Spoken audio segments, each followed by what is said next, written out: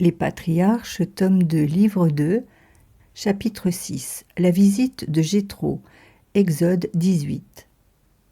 En marchant vers le Sinaï, que Dieu lui avait donné comme premier objectif à atteindre, Moïse s'était rapproché de cette terre de Madian, où il avait passé les plus belles années de son existence, quand, libre de tout souci, il conduisait d'herbage en herbage les troupeaux de son beau-père Jéthro. Celui-ci, naturellement, n'avait pas été sans entendre parler de la migration d'Israël et des événements extraordinaires où son gendre avait joué un rôle de premier plan. Lorsqu'il apprit que celui-ci campait dans le voisinage, entouré de son peuple, il ne put résister au désir d'aller le revoir. Il prit donc avec lui la femme et les 2 fils du grand homme qui, depuis l'agression de l'ange, étaient revenus sous son toit, puis se mit en route. Lorsqu'il arriva en vue du campement des Hébreux, sur les contreforts du Sinaï, il envoya ses serviteurs avertir Moïse de sa présence. « Voici, lui fit-il dire, que moi, Jéthro, votre beau-père, je viens à vous, ainsi que votre épouse et vos 2 fils. » Ne sachant pas en effet au juste pourquoi son gendre avait renvoyé Séphora et quelles étaient ses dispositions depuis lors, il craignait de se heurter à un accueil désagréable. Mais Moïse, en apprenant cette nouvelle, manifesta au contraire la joie la plus vive. Sans plus attendre, il accourut lui-même au-devant des voyageurs.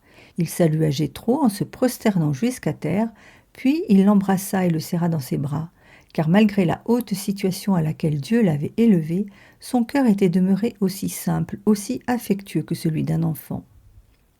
Les premières effusions terminées, il entraîna Jéthro vers sa tente et lui raconta par le menu tout ce qui était arrivé en Égypte, les difficultés inouïes qu'il avait eues à faire sortir le peuple hébreu de la main de Pharaon, toutes les merveilles que Dieu avait accomplies en leur faveur. Vivement ému et enthousiasmé par ce récit, Jéthro se répandit en actions de grâce. « Béni soit le Seigneur, dit-il, qui vous a arraché à la tyrannie des Égyptiens et à celle de Pharaon, eux qui vous méprisez et vous opprimez indignement dans leur orgueil insensé. Je reconnais maintenant que le Dieu des Hébreux est au-dessus de tous les dieux. Il est infiniment supérieur non seulement aux idoles des païens, mais même aux forces de la nature et aux substances purement intellectuelles auxquelles nous autres Madianites, nous croyons devoir rendre un culte. » Et pour marquer que ce qu'il venait de dire n'était pas une parole en l'air, il offrit à ce Dieu des holocaustes et des hosties. Des holocaustes parce que ces sacrifices, dans lesquels la victime était entièrement consumée, exprimaient par leur caractère totalitaire une volonté d'adorer pleinement et exclusivement le Dieu auquel on les offrait. Et des hosties, des sacrifices d'expiation, parce que Jéthro voulait se faire pardonner la faute qu'il avait commise en honorant d'autres dieux. Moïse, à son tour, immola des victimes pour remercier le Très-Haut de cette visite qui le remplissait de joie. Puis, il offrit en l'honneur de son beau-père un festin auquel furent conviés, avec Aaron, tous les anciens d'Israël, et qui eut lieu, dit-on, à côté de l'endroit où il avait eu la vision du buisson ardent. On y chanta les louanges du Seigneur, mais on y proclama aussi les mérites du chef auquel le peuple juif devait tant de reconnaissance pour son énergie, son courage et son dévouement.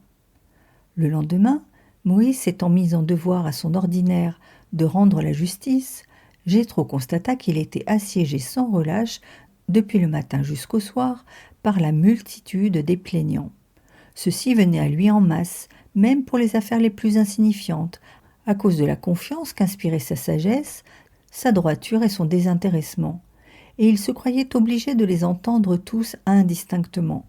Il en résultait naturellement pour lui un dur labeur, et pour la foule de ceux qui attendaient leur tour une perte de temps considérable.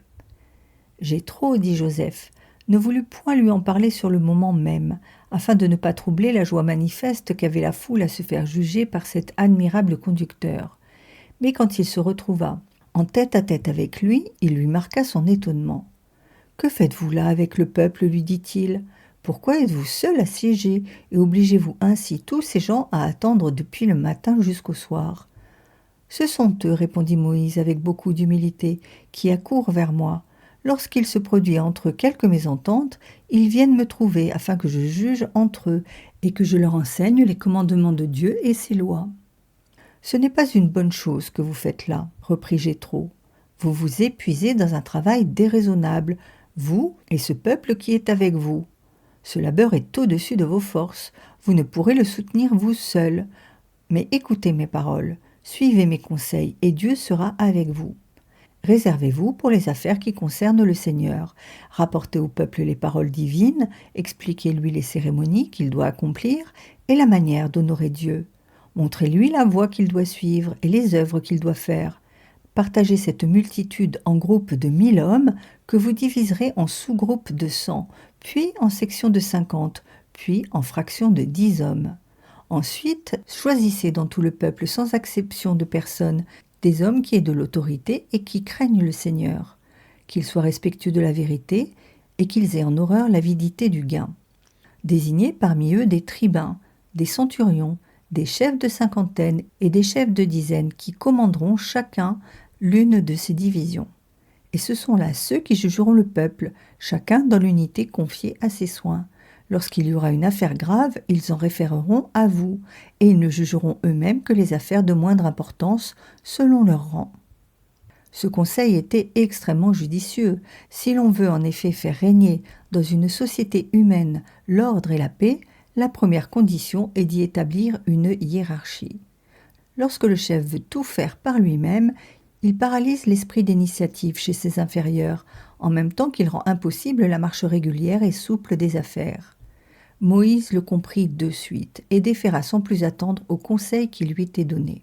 « Je ne puis seul m'occuper de vous, dit-il au peuple après l'avoir rassemblé, car vous êtes maintenant aussi nombreux que les étoiles du ciel.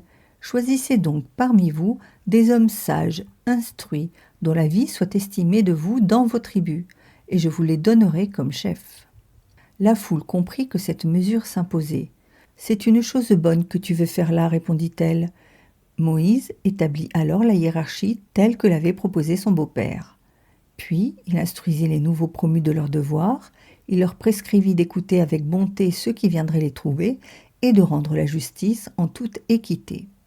Vous jugerez le petit comme le grand, et vous ne ferez jamais exception de personne parce que c'est au nom de Dieu que vous jugez. Quand quelque chose vous paraîtra difficile, vous en référerez à moi et je vous écouterai. Sur quoi Jéthro prit congé de son gendre et retourna en son pays. Mais Séphora et les enfants restèrent auprès de Moïse. Commentaire moral et mystique. Moïse montre par son exemple combien ceux qui sont investis du pouvoir doivent se soucier de rendre une justice équitable à tous et se montrer abordables pour les plaignants. Il est impossible de ne pas évoquer ici le souvenir de Saint Louis sous le chêne de Vincennes. La patience, la longanimité que déployait le patriarche dans ce labeur harassant et sans attrait sont une leçon pour certains pasteurs d'âmes qui n'ont jamais le loisir d'écouter leurs ouailles et qui considèrent comme perdu le temps qu'ils passent au confessionnal. Le saint curé d'Ars, siégeant du matin au soir au tribunal de la pénitence, ressemblait beaucoup à Moïse, s'acquittant de sa fonction de juge dans le désert de Sin. Mais ce que les pères ont le plus admiré dans cet épisode, c'est l'humilité avec laquelle Moïse sut accueillir les critiques de son beau-père. Trop souvent parmi les hommes, ceux qui sont constitués en dignité et surtout ceux qui détiennent le pouvoir absolu ne veulent écouter aucun avis. Ils se croient omniscients, dans la mesure où ils sont tout-puissants, et ils sont convaincus en vertu de la haute idée qu'ils ont d'eux-mêmes que leur opinion est toujours la meilleure. C'est à cause de cela que bien souvent ils se perdent. Moïse, au contraire, qui avait été placé par Dieu lui-même à la tête de son peuple, Moïse qui parlait à Dieu face à face et qui recevait directement ses ordres de lui, Moïse qui avait accompli les miracles les plus stupéfiants qu'il avait jamais été donné à un homme d'accomplir, Moïse écoute avec empressement l'avis que lui donnait son beau-père et, le jugeant bon, se hâta d'y déférer. Saint Jean Chrysostome ne peut arrêter le flot d'admiration qui jaillit de sa plume devant une telle modestie. « Voulez-vous vous convaincre, dit-il, que même lorsque vous êtes un homme instruit, parfait, parvenu au fait le plus élevé de la vertu, vous avez encore besoin de conseils, de corrections, de remontrances ? Écoutez une vieille histoire. Rien n'est comparable à Moïse. Il était, dit l'Écriture, le plus doux des hommes. Ami de Dieu, éclairé des lumières de l'Esprit divin, il possédait en outre toute la sagesse humaine. Il était puissant en parole et en œuvre. Il commandait à la création, ami qu'il était du maître de la création. Il emmena d'Égypte tout un grand peuple. Il sépara les eaux de la mer, puis les rassembla, et un prodige se produisit alors. que le soleil voyait pour la première fois une mer traversée non en bateau, mais à pied, battue non par la rame et l'aviron, mais par les sabots des chevaux. Eh bien, ce sage, ce puissant en parole et en œuvre, cet ami de Dieu, cet homme qui commandait à la création, cet auteur de tant de prodiges, ne remarqua pas une chose si évidente qu'elle sautait aux yeux de la plupart des simples mortels. Ce fut son beau-père, un homme sans culture et sans notoriété, qui s'en avisa et le lui fit observer. Et ce grand homme ne l'avait pas trouvé. Quelle était donc cette chose ? Écoutez, et vous saurez que chacun a besoin de conseils, fût-il un autre Moïse, et que celui qui échappe au plus grand, et que ce qui échappe au plus grand, au plus intelligent des hommes, se révèle souvent aux petits et aux simples. Tandis qu'il était dans le désert, tous les Israélites venaient devant lui pour faire juger leurs différends. Témoin de ce fait, son beau-père Jéthro, un homme simple, un barbare, un gentil, un ignorant l'en reprit. Il lui demanda pourquoi tous ces hommes venaient à lui, et quand il en connut la raison, il lui dit « Tu ne fais pas bien ». À la critique, il joignit le conseil. Loin de s'en fâcher, Moïse accepta l'un et l'autre. Moïse, le sage, l'esprit éclairé, l'ami de Dieu, le chef d'un si grand peuple. Ce n'était cependant pas peu de chose que de recevoir une leçon d'un barbare, d'un ignorant. Les étonnants miracles qu'il faisait, la grandeur du pouvoir qu'il exerçait ne l'enflèrent point. Combien n'en voit-on pas qui, pour ne pas paraître avoir besoin d'un conseil, aime mieux trahir l'intérêt de la cause qu'ils servent. Ils préfèrent ignorer plutôt que de s'instruire, ne sachant pas que l'on est blâmable, non de s'instruire, mais d'ignorer, non d'apprendre, mais de persister dans son ignorance, non d'être repris, mais de s'opiniâtrer à mal faire. Oui, je le répète, l'homme le plus simple et le plus ordinaire découvre souvent ce qui échappe au grand génie. Moïse le comprit, et il écouta avec douceur le conseil que lui donna son beau-père. Il l'écouta sans que son amour-propre en fût blessé. Il ne se dit pas à lui-même « Je vais me faire mépriser de ceux qui m'obéissent. Si, étant le chef, je me laisse enseigner mes devoirs par un autre. » Il reçut l'avis et le mit en pratique. Bien plus, comme s'il eût voulu tirer vanité de la remontrance de son beau-père, il l'a, par ses écrits, porté à la connaissance des hommes, non seulement de son temps, mais encore de tous ceux qui devaient venir après lui sur la terre, jusqu'à l'événement du Fils de Dieu.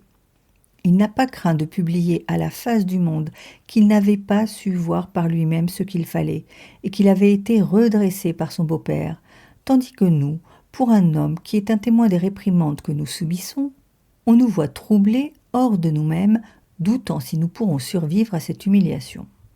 Pourquoi a-t-il transmis ce fait à la mémoire des hommes ? Pour nous avertir de ne pas trop présumer de nous, quelque sages que nous soyons, de ne pas mépriser les conseils, même des derniers de nos frères. Un bon conseil vous est offert, recevez-le, même d'un esclave.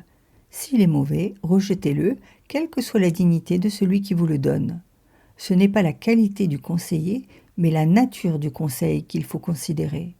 Moïse nous apprend donc à ne pas rougir d'un avertissement, montrant ainsi sans le savoir combien grande était sa sagesse et petite l'importance qu'il attachait à l'opinion des hommes.